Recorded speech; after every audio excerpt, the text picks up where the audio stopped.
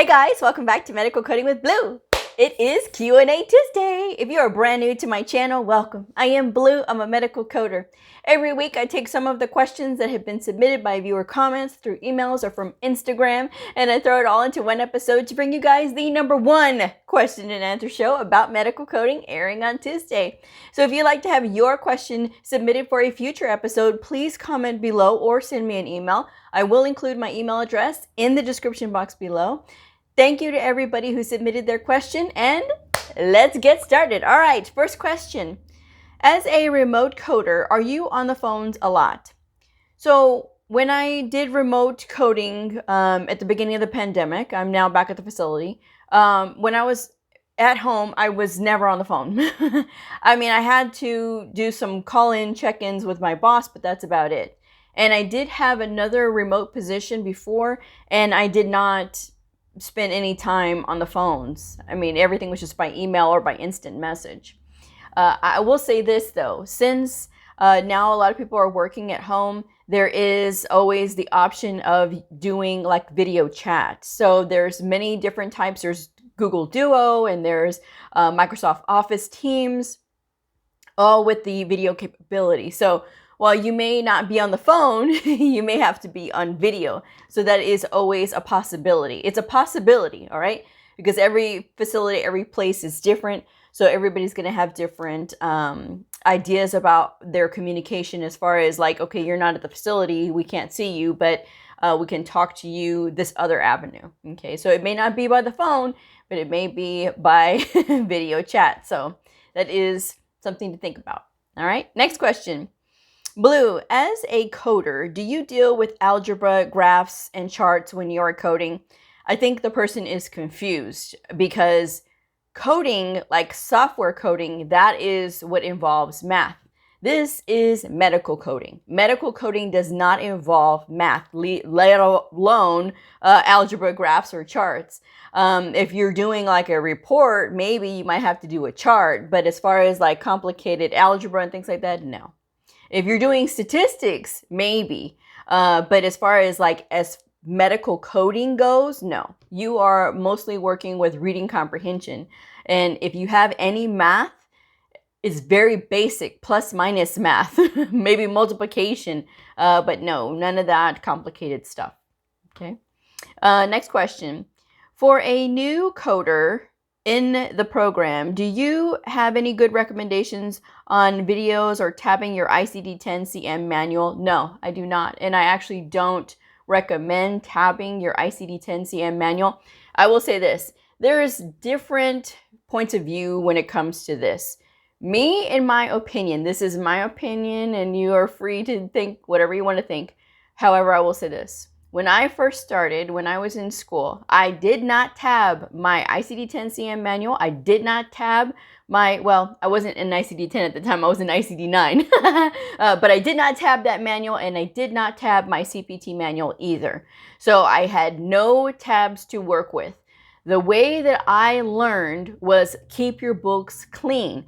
People have a habit of marking up and highlighting and underlining and putting little notes.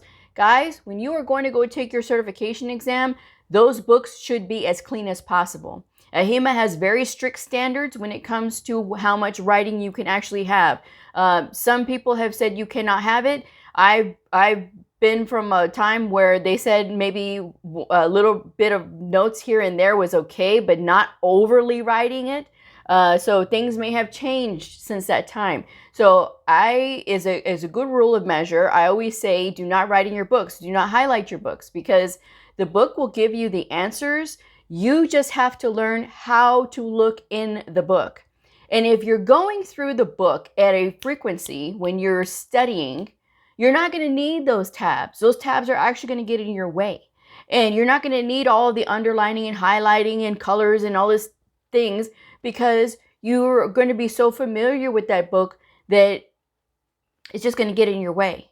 When you have so much kerfuffle like that, it gets very confusing, and then you're already like trying to get through the book and trying to get through your test. You don't need all these other distractions. Keep your books as clean as possible is my best bit of advice. There I mean, some people, it works for them, and other people, they just don't know. To me, I would just prefer to work with a clean book rather than one that has been written all over. The book already has the answers. You just have to learn how to use it. So take your time, practice with the books, go over quizzes and worksheets and things like that. That's where you can write all your notes. You can actually write your notes in a separate notebook. If you absolutely feel like you need to write a bunch of notes, write it in a separate notebook, but don't write it in your books. That's just my advice. Next question. Did you pass your exam on the first try? Yes, I did. When you are taking your certification exams, these exams are designed not to be easy. They are designed that way on purpose, because if they were, then everybody would be able to be a medical coder. And so the thing is, they're designed to test your knowledge about what you have learned. You do have to take the time to study. There was 34 people in my class. I was the only one to pass it on the first try. And that is because I was literally study. And I did not let up the whole time that I was in school, and then when I was prepping for the exam, and when I took the certification exam. Some people do well the first time and some people don't. It just depends. And even if you don't do well in your first time, it's okay, because I have known some very intelligent people that have had to take multiple attempts at their exams before they pass. It doesn't mean anything.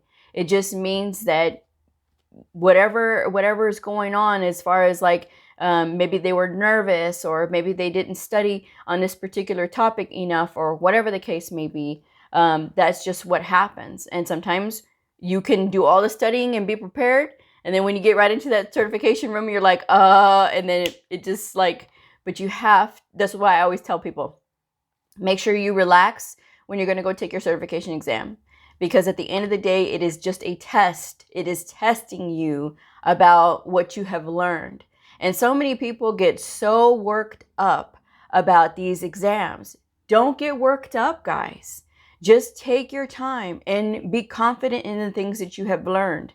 Use process of elimination. Go through with your first instinct answer. Whatever you've decided when you're looking at those answers, go with your first instinct. Don't sit there and milly-mally and try to be like, I want to get every single question right, because you can get a certain number of them wrong and still pass the exam. You don't have to get 100% of them right. So do the best that you can, and whatever happens, happens. But at the end of the day, just be confident in yourself, and that will take you a long way. Okay, this is my advice.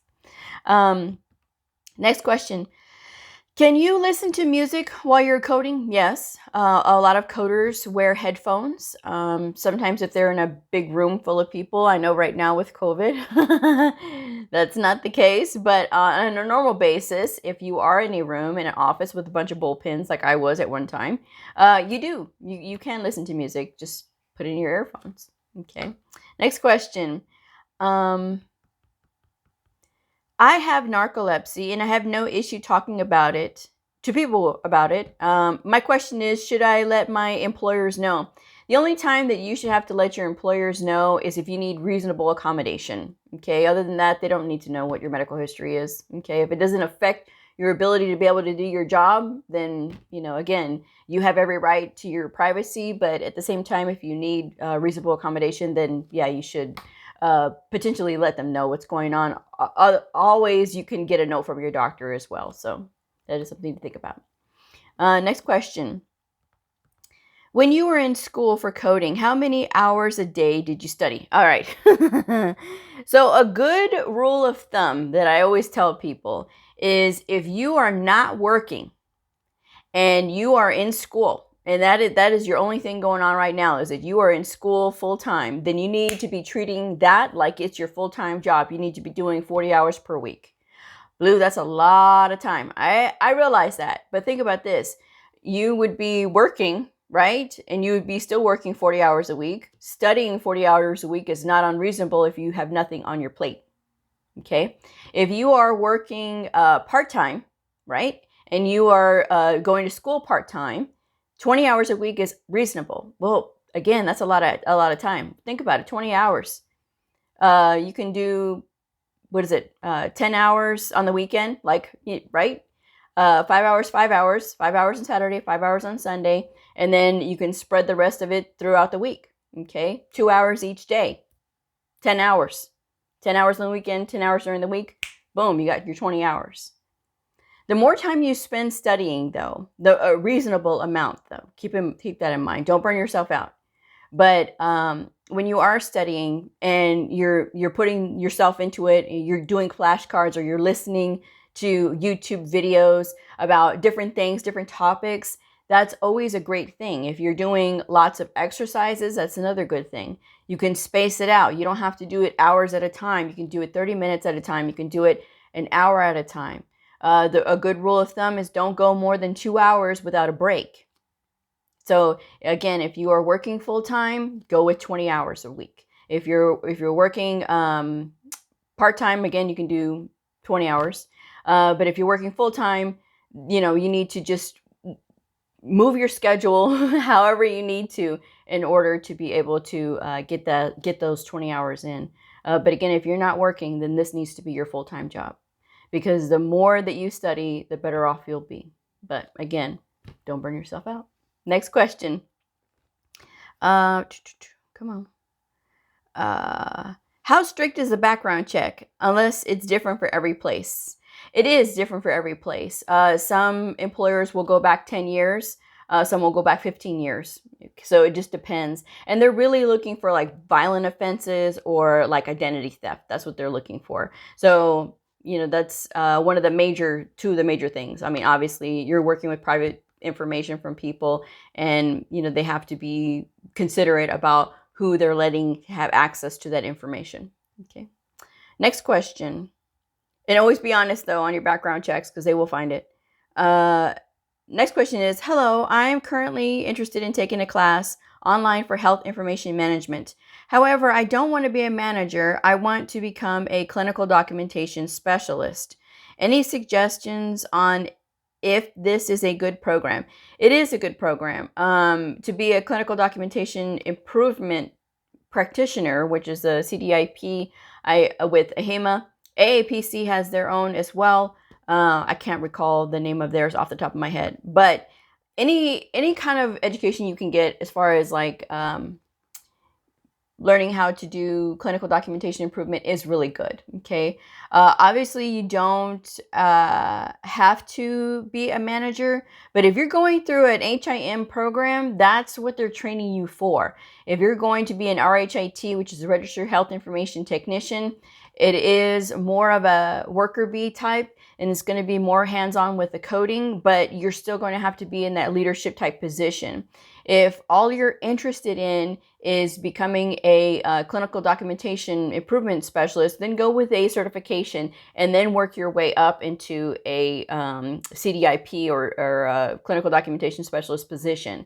Because if you're going to spend all that money on a degree program, they're going to expect you, when you go to apply at these jobs, that you're wanting to be in a leadership position. If you get your RHIA, that's a bachelor's degree.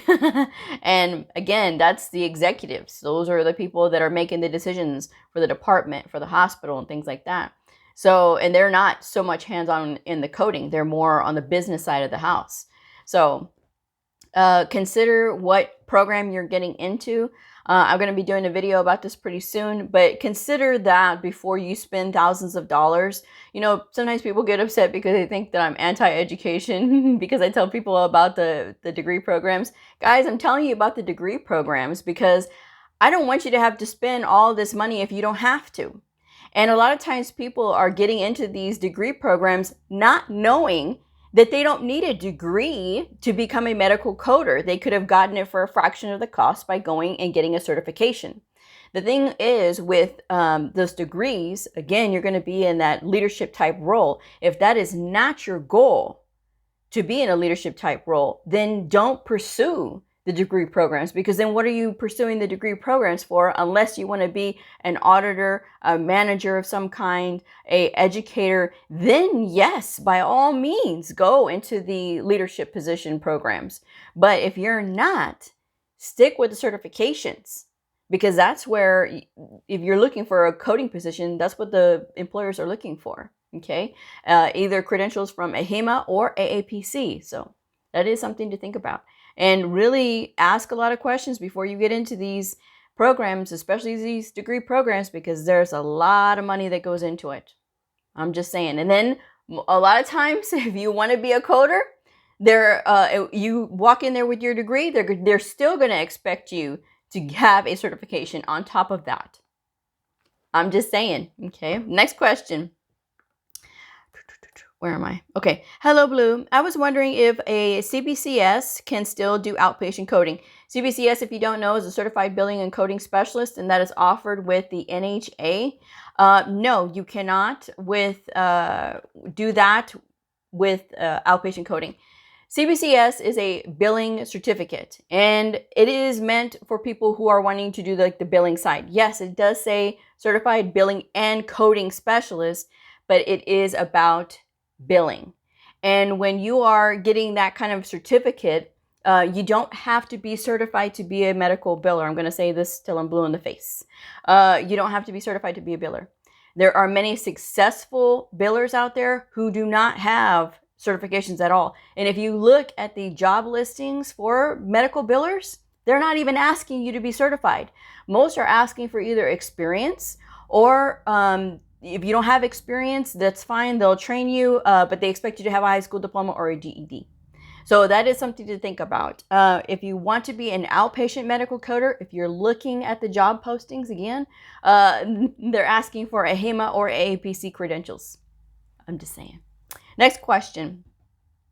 Hi, I do have a question. Is it okay to start going for the billing program first, then after passing, go into the coding program following? Again, you don't have to be certified to be a medical biller, and coding programs do have a billing section in the program itself. Most do, okay? I don't know every program in the world, but most do. If you are learning, if you're getting training for either AHIMA or AAPC, a lot of their programs, they cover the same things anyway. So they will have a billing section in there. Even I had a billing section in my program. It was billing and reimbursement. So you don't have to take a separate program in order to get that first and then go to the coding. No, you can just get into the coding program and there will be a billing section in there. Okay. Next question. Do I take my big coding books to a job, or do they have coding software? It depends on the facility and it depends on the doctor's office. So not all of them do. I found that out quite a while back, is that there are some places that actually don't have an encoder software. They have you coding from the book. So it just depends. But majority of the facilities, majority of the doctor's offices do have some sort of encoder software or something that you can look up the codes on. It's always a good idea to keep your books handy though, because sometimes if you are looking up codes in the encoder, it can lead you to the wrong path if you select the wrong thing. So having the books on hand to be able to reference really quick is always a good thing. And a lot of times, places that you do work will supply you a set of books. At least that's always been my experience. But sometimes they don't. So again, that's a question you'd have to ask that facility. Okay. Next question. Hi, Blue. No age limit on training in medical coding. But how about getting hired? Is there an age limit in the U.S. or other countries? Thanks in advance. I'm in the U.S. I don't know about other countries. So when it comes to here in the U.S., you cannot be discriminated against based on your age. That's the law, okay? If you're trained and you're credentialed, you have just as much chance as anybody else, okay? So there's many people who start medical coding way later in life. A lady that I went to school with in the beginning, she was age 61 and she got her certification. She's still a medical coder today, and I've been a coder for over 10 years and she's still going. So I say, if she can do it, but yeah, don't worry about your age. A lot of people start later in life and they do just fine. Okay. And the last question. I have a question. Do you recommend studying medical coding or medical billing first? Which do you? When I was studying, I learned medical billing first, and then I learned the coding part. There's different programs have different setups as far as like what they teach first. To me, it just makes more sense to learn the billing side first before you learn the coding. But as far as like the rules and stuff, but you know, again, it's different everywhere you go. Billing and reimbursement is just, it goes hand in hand with coding. And even if you don't do billing, I have never done billing, for example. I've only ever done coding. And so there is a difference between the two positions, right? But a lot of times people will say, oh, this is our biller and coder, because they're thinking of, well, the coders do have to know parts of the billing. We do have to understand some of the rules, right? It is when it gets sent to the biller that it gets more in the technical, well, I send it here and I fill out this form and I do this and I do this. So billing side does something different, but the coding is literally just you're working with the providers and you're working with the documentation and getting all the codes and the procedures and the diagnoses out of there. And then you're sending it to the biller if you don't function as a biller yourself.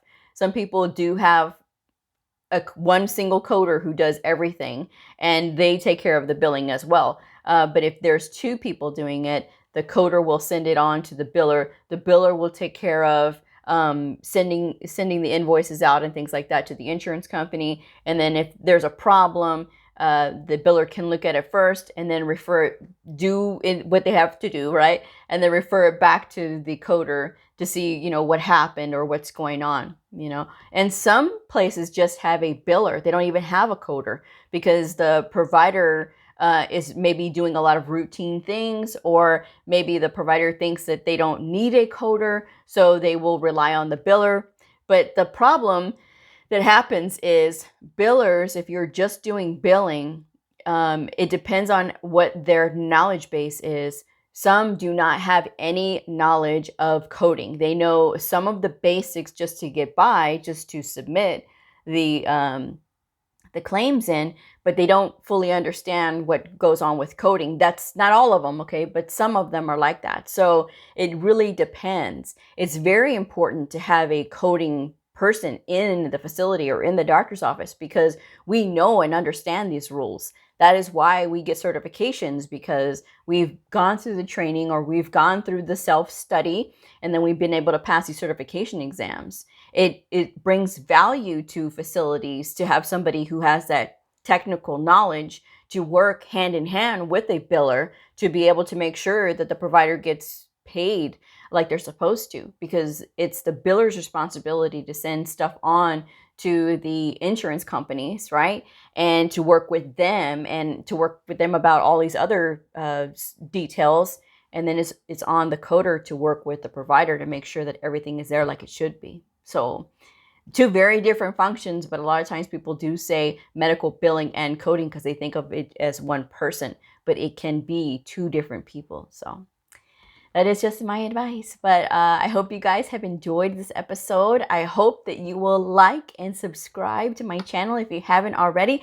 We are inching our way to 10,000 currently, and I am very excited about that. Thank you guys so much.